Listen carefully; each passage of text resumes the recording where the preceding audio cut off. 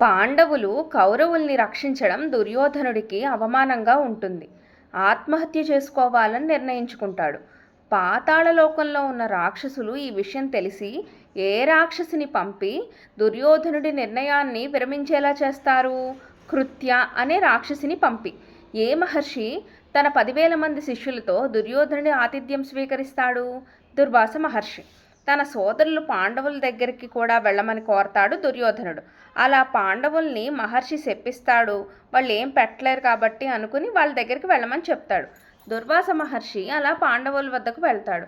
ధర్మరాజు సూర్యుని ప్రసన్నం చేసుకుని ఏం పొందుతాడు? అక్షయ పాత్రను పొందుతాడు. ద్రౌపది దుర్వాస మహర్షి కంటే ముందే భోజనం చేయడంతో అందులో నుండి ఆహారం రాదు. పాండవులు అప్పుడు ఎవరిని ప్రార్థిస్తారు? కృష్ణుడిని. అక్షయ పాత్రను విదిల్చి ఆ ఉన్న ఒక్క మెతుకుతోనే కడుపు నిండిందంటాడు కృష్ణుడు. అప్పుడు మహర్షి అండ్ తన శిష్యులు కూడా కడుపు నిండిందని భోజనం వద్దంటారు.